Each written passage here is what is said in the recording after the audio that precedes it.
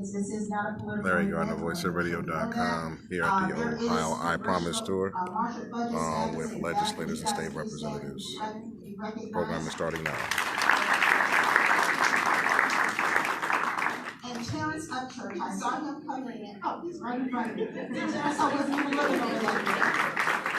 Terrence represents the 10th House District, which is the Collinwood area and the West Side with me, a part of Senate District 21.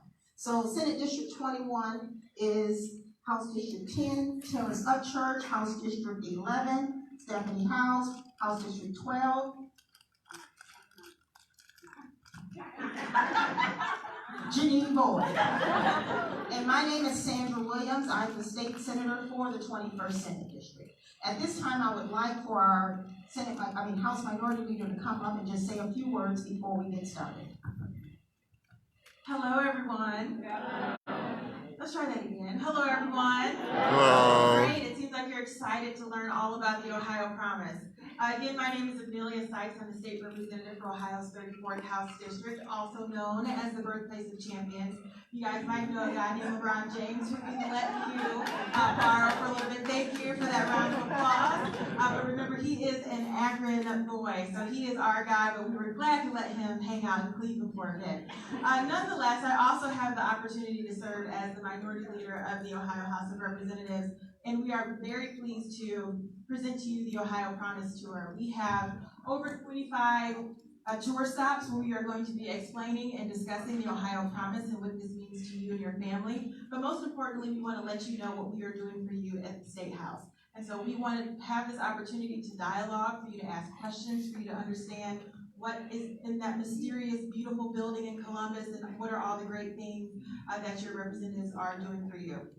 Before I get going, I do want to give a huge shout out to the members who are here, Representative Brent, Upchurch, Boyd, House, and Senator Williams. You all are very fortunate to have a delegation in Collier County that works very hard for you.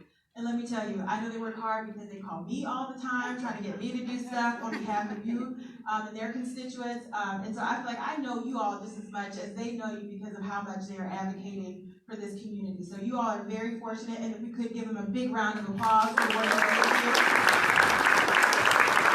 And I think that you will be very pleased that we present to you some of the wins that we got in the budget in the first 6 months of the Legislative Assembly. So thank you again for your participation. Thank you for coming, and I hope that you enjoy the Ohio Promise Town Hall.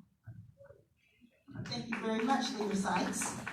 All right, so what we have decided to do today is put together a few PowerPoints for you all, PowerPoint slides, and we're going to go through them, but what we hope for you all to do is to give us questions, talk about what's happening in the state, and we can go more in depth on what's happening. So, the first things first, every 2 years, we introduce a state budget in odd number year. That happens every 2 years in odd number years. What happens is the governor gives us a budget, which is what we consider his blueprint, basically what his goals are for the state of Ohio. And our Governor Klein, this year introduced a budget that was full of surprises for us because it was with a lot of information we had been asking for over the last several years that we did not get under our former governor, Governor Kasich. This year, the governor introduced a $70 billion budget. And the budget has all types of good things in it for the citizens of the state of Ohio. And what we did with that budget, the governor introduced it. The budget goes first to the House of Representatives, and it is heard in the House Finance Committee. Now, it was unusual this year because the House of Representatives actually kept the budget much longer than they normally do. It usually stays in the House from February, March. We usually get it in sometime in mid-April, and we have enough time in the Ohio Senate to talk about what our priorities are. Because in each one of the budget cycles, each branch of government, the governor has his priorities, the House of Representatives has their priorities. Once it gets to them, they change it up in what they see, the way they see Ohio should be going, and then the budget comes to the Ohio Senate. We change it up a lot and determine what we think the state of Ohio should look like. But this year, the House of Representatives, the members in the House, decided they wanted to keep it for a long time, which didn't give us a lot of time to do much of the work we wanted to do. But in the end, we did pass a budget, albeit 17 days late. As you all can see from that final point there, we are supposed to have the budget passed by the state of Ohio by June 30th, and it has to be signed by the governor by July 1st. We did not get a budget agreement until July 17th, which was in violation of our Constitution, which is why we had to go back 17 days later. But we got it done, and there are a lot of good things in it for people in the state of Ohio. Now, we wanted to talk to you a little bit about where the money comes from, the $69 billion that we are going to spend within the next 2 years for the state budget. 25.4% of that comes from your personal income tax. The taxes that you take out of your check every year, every time you get paid, and when you pay taxes at the end of the year. You will pay for the services that we are going to be talking about today. 31.6% comes from the sales tax. That's when you go buy anything in the state of Ohio, whether you live in Ohio or whether you are visiting Ohio, you pay sales tax. And the state legislature actually controls the state tax that you actually pay as well. So that's 31.6%. The federal government gives us about $30,000, 30% in grants, which goes to various things. And then we have other tax receipts, which is 12.9%.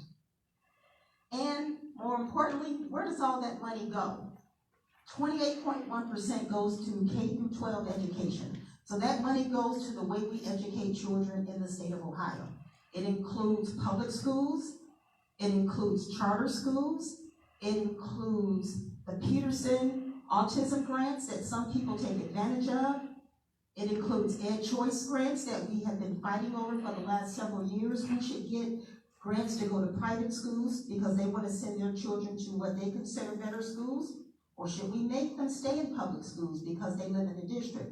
The argument is, if you take public money, you should stay in public schools and you shouldn't be able to go to public school from private schools. So that's an argument that will go on and on and on, and we'll talk about that. Higher education we will hit on later, but we give about 7.9% to higher education, whether that is a community college or whether that is a four-year institution. We provide dollars for them, students in Ohio to go to school. Most of those are income-based. Government operations is 6.6%. Medicaid is 51.4%. We expanded Medicaid several years ago to include people who do not have children as long as they're under a certain income level. But because of that, our investment in Medicaid has gone up. Now, we also get money from the federal